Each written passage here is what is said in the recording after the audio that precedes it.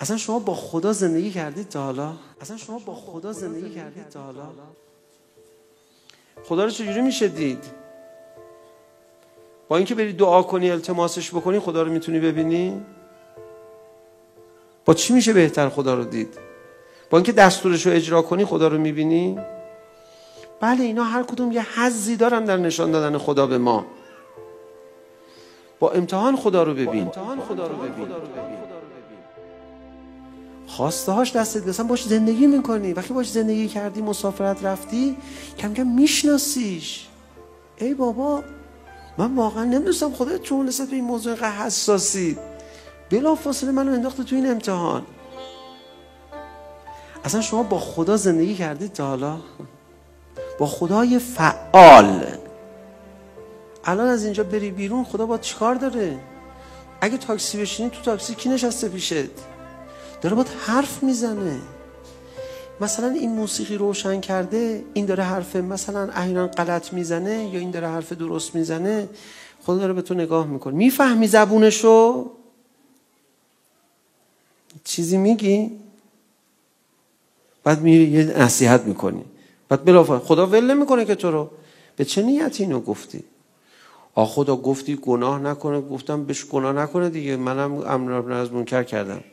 به چه نیتی این کارو کردی؟ والا نیت زیاد فکر نکردم نیت چیه. نگاه کن چرا بهش گفتی؟ بابا خدا مگه شما نگفتی نهی از منکر کن؟ من اومدم تو ماشین دیدم این داره مثلا حرفای چرت و پرت، نهی از منکر کردم دیگه. نگاه کن خودت. من می‌خواستم تو فقط نهی از منکر کنی، کار اون را بیفته. کار خودت چی معطله؟ من چی دیگه؟ من گفتم دیگه. اون حالا الان اون افتاد تو امتحان که گوش بده یا نه کار دارم با تو. شما وقتی بحث کردی باهاش گفت چشم قبول کرد، دیدی کیف کردی؟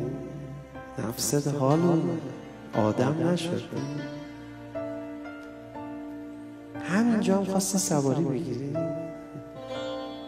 بابا خدا ما به دستور تو اجرا کردیم. تو چون دستور من اجرا شد عشق به من داشتی کیف کردی، یا عشق به این که دیدی حالشو گرفت لال شد طرف یه سرفم بعدش زدی؟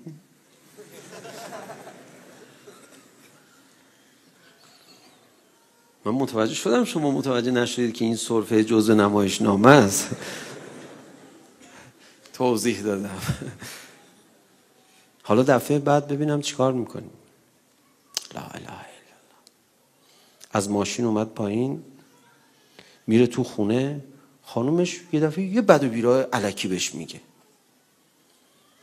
یه داد میزنه چرا آخه بی خود به من حرف زدی؟ امتحانه. خواستم ببینم بعد از اون پیروزی بزرگی که به دست آوردی در ماشین و کلی نفست حال اومده بود، اینجا حال تو بگیرم شعورت میرسه من دارم با چی کار میکنم؟ فدات بشم. تو معادله امتحان قرار بگیری، عالم رو به نگاه امتحان ببینی، خدا رو میبینی، حضورش رو میبینی، فعلش رو میبینی، تمایلاتش رو میبینی، خواسته هاش رو از تو خودت میبینی، اصلا خدا رو میشناسی. تا با کسی زندگی نکنی نمیشناسیش. با خدا میخوای زندگی کنی، خدا ساکته، اون بالا نشسته، یه امضا کرده باران، برف، نان بدید به این، میرم چیکار میکنه.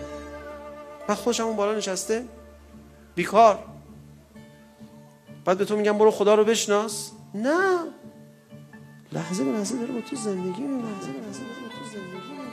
با خدا زندگی کن، ببینش. هر لحظه داره با تو کار میکنه، هر لحظه. من واقعا نمیدونستم خدا چون نسبت این موضوع اینقدر حساسی، بلافاصله منو انداخته تو این امتحان. با امتحان خدا رو ببین.